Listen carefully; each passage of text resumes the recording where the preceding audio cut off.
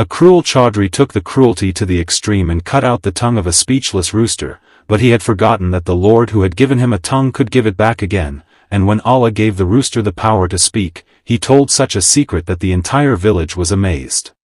In a small village, Norbor, there lived a man named Karam Din. Karam Din was the richest man in the village. He had many acres of land and crops that were his livelihood, but he would not give a single penny to anyone.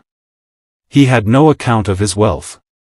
He earned millions of rupees from his crops every month, and then he was so proud of this wealth as if wealth were the dust of his feet. He always said, "I have worked hard, thank God, but this is all the result of my brain power and the strength of my arms." If people near the village came to beg at his door, he would scold them. "This village is a settlement of beggars. Work hard, wealth will come by itself." One day, Karam Din was out tending his fields. His 2 servants were with him, holding hands and saying, "Ji Huzur," all the time. Suddenly, his eyes fell on a red-faced rooster sitting near a mud house. He was different from the common roosters. He was tall, healthy, and so beautiful that Karam Din's eyes were amazed. "I have never seen such a dead bird in my life," Karam Din said. "I like this chicken. Pick it up and take it to my mansion." An old woman came out of the hut and said, "Hey, wait, this chicken is mine." "Where are you taking it?" Karam Din said to the old woman in bitter words, "I have liked the chicken and I am taking it, you cannot stop me." "You don't know who I am," the old woman said in trembling words. "Son, taking what is not yours is a great sin. Don't commit this injustice. Allah is watching everything." But Karam Din's heart had turned to stone. As soon as the woman stepped forward to take the chicken back with her hands, Karam Din became angry. He not only refused, but in anger he pushed the old woman away. The woman's old clothes and weak body were giving off a foul odor to the deity. The old woman's head hit a stone from the impact. There was silence for a while, then a little blood started to flow from her forehead. Karam Din and his servants stood up, but they had no heart. He told his servants to pick it up and throw it into the forest. People would say that the old woman was dead. No one would know. The servants kept quiet and followed his orders. The body of the woman who had been seeking justice some time ago now lay in the deserted forest. Karam Din, without thinking anything, took the rooster with him. As if nothing had happened, as if he had killed not a human being but a mosquito, but a greater being than God. Karam Din returned to the mansion and said to the servants, "Give the rooster something to eat so that it doesn't get weak." The servants placed a bowl of grain, water, everything in front of him, but the rooster was silent. He didn't look at the ignorant woman, he just sat in a corner. Karam Din said carelessly, "If he's hungry, he'll eat on his own, leave him alone." Then he ordered a cage and locked the rooster in it. After that, he went to sleep on the beautiful bed in the mansion, but the next morning something strange happened. Like every day, different sounds were being made, but that day, Karam Din's sleep was broken by another sound. The rooster, imprisoned in the cage, started making loud sounds. He got up from his bed in anger and said, "What is this torture? What kind of noise is this?" He looked out the window of the room and saw the rooster making sounds with all its might. This sound was like an arrow in his ears. Mad with anger, he called out to the servants, "Take him somewhere far away immediately and lock him in a cage. Open it in the morning. He has disturbed my sleep."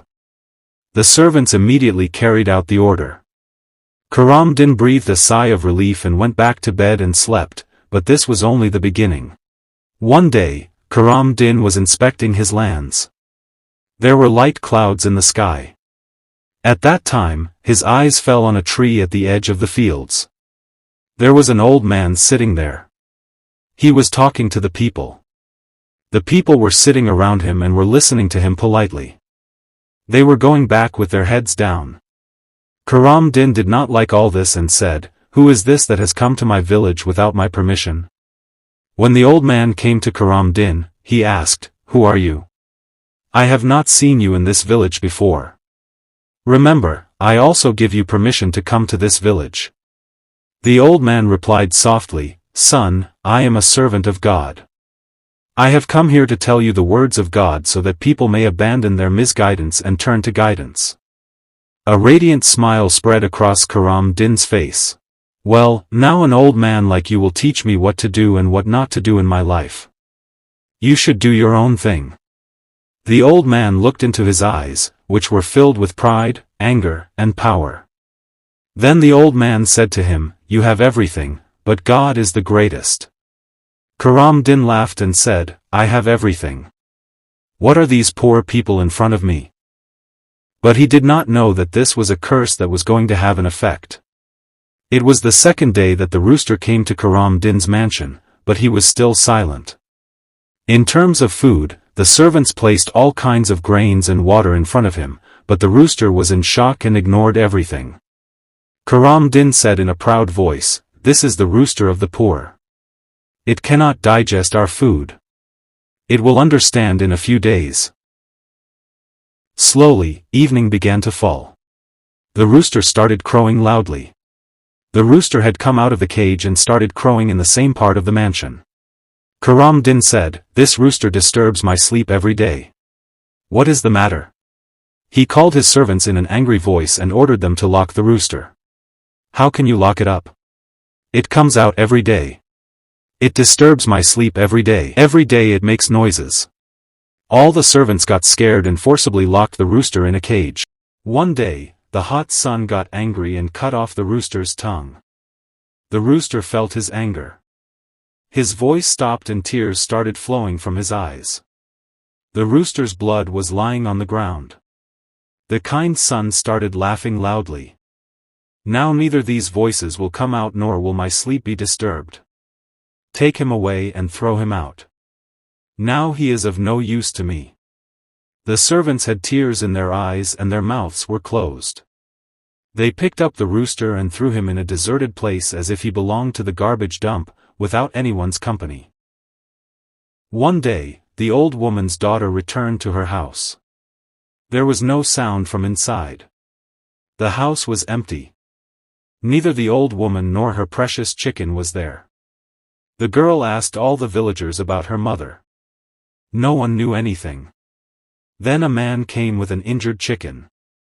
It was the old woman's chicken whose tongue had been cut off and it was in pain. The faces of the villagers showed sadness, worry and anger. Who had done this? Who could have done this injustice? Then the people started searching for the old woman. All the villagers came to the village owner, Karam Din, and asked for help in finding the old woman. He was the owner of this village. Karam Din knew very well that the murderer was himself. He put on a fake expression of regret and said, I will investigate the matter myself. But at that moment a loud voice rang out. All the people's eyes turned towards the voice. It was the rooster whose tongue Karam Din had cut off and thrown out of the mansion. But now it was no ordinary rooster. It was screaming. There was anger in its voice as if the voice had come from the sky. Before the eyes of all the people, the rooster began to speak in a human voice. The people were surprised. The rooster said, O people, this is the same Karam Din who cut off my tongue. He killed my mistress, the old woman, and threw her into the forest. He has occupied your lands and destroyed your houses. He will never give you justice. This will destroy you. Now is the time for God to take account of him. The rooster became silent, but the people did not remain silent. The people whose daughters were missing had blood in their eyes. The people whose lands had been occupied were furious. The color of the Dean turned pale. Fear began to appear in his eyes and he began to sweat. He immediately got up and said, This is all a lie. How can this rooster speak? But he was trembling. He got into the car and ran to the mansion. The next morning, Karamdin's body was lying in the market with 2 snakes wrapped around it. No one knew who had done this. No one was willing to go near his body. Then 2 of his servants dared to throw his body into a pit, and this was God's punishment. In this way, God made the village lord an advice to the people of the village that one should never oppress anyone and should not take away anyone's rights. Please subscribe my channel.